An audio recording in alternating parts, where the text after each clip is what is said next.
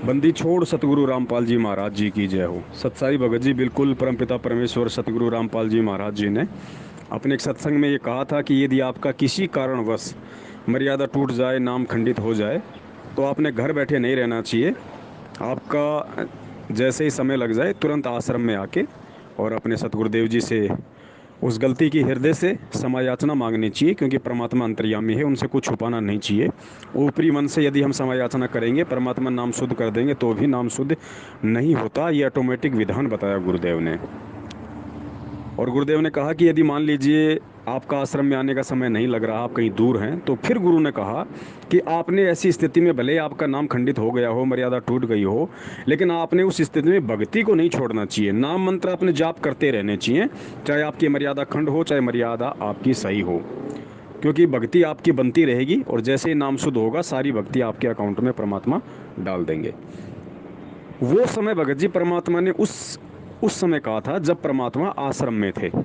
गुरुजी के कहने का मतलब ये है कि यदि गुरुजी भी आश्रम में हैं और आप भी अपने कार्य क्षेत्र में हैं और आपसे कोई गलती बन गई, आप गुरुजी से नहीं मिल पा रहे अर्जेंट में, आपको लगता है कि मैं मुझे महीना 20 दिन लगेगा आश्रम में जाने में, तब तक मैं क्या करूं?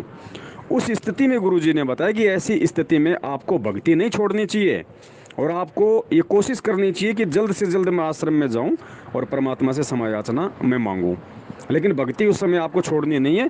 20-25 दिन तक आपने भक्ति रेगुलर वैसे ही करनी है जैसे आप पहले करते आ रहे थे। और जब भी आपका दाव लगे, तुरंत जाके अपनी गलती की क्षमा याचना आश्रम में गुरुजी से मांग लो, जैसा भी गुरुजी आदेश दें, नाम शुद्ध करवाना है या क्या करना है। लेकिन आज परिस्थितियां भगत जी डिफरेंट हैं। आज गुरुजी आश्रम में नहीं है। आज ऐसी कोई व्यवस्था कहीं नहीं है नाम शुद्धि करने की। ये तो फर्जी नामदान के अंदर हैं, ये तो हमारे किसी मतलब के है ही नहीं। खुद इन पे वो लोग बैठे हैं जो महाखंडित हैं, दूसरों का क्या शुद्ध करवाएंगे। तो आज की स्थिति में हमने अपने ऊपर एक भगत के लक्षणों को धारण करते हुए, यदि हमसे जाने अनजाने में कोई गलती हो गई, तो हमने परमपिता परमेश्वर सतगुरु रामपाल जी महाराज जी से अपनी उस गलती की हृदय से क्षमा याचना करनी है। और हृदय से क्षमा याचना करके और हमने भक्ति नहीं छोड़नी है, भक्ति हमने वैसे ही करते रहना है। और जैसे ही गुरुजी आश्रम में आ जाएं, उस समय भगत जी हमने परमात्मा से अपनी गलती की क्षमा याचना, क्योंकि मालिक अंतर्यामी है, हमने अपनी गलती की क्षमा याचना मांगनी है।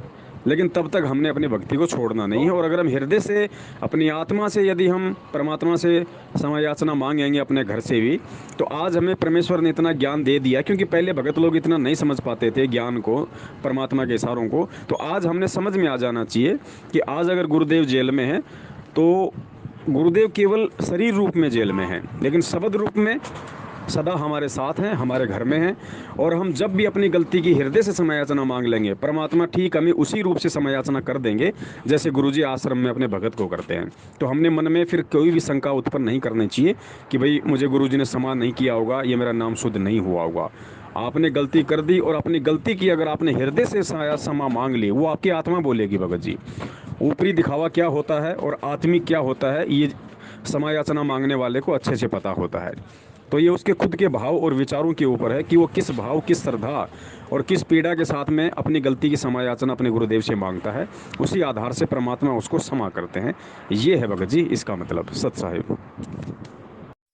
तन मन शीस ईस अपने पे, तन मन शीस ईस अपने पे, पहलम चोट चढ़ावे जब कोई राम भक्त गत पावे हो जी, जब कोई राम भक्त गत पावे हो जी। तन मन शीस ईस अपने पे, तन मन शीस ईस अपने पे, पहलम चोट चढ़ावे जब कोई राम भक्त गत पावे हो जी, जब कोई राम भगत गत पावे हो जी। भाई सतगुरु तिलक अजप्पा माला, युक्त जटा रखवावे, सतगुरु तिलक अजप्पा माला, युक्त जटा रखवावे। जत को पीन सत का चोला, भीतर बेख बनावे जब कोई राम भगत गत पावे हो जी, जब कोई राम भगत गत पावे हो जी। भाई लोक लाज मर्याद जगत की, तरण ज्यो तोड़े बगावे।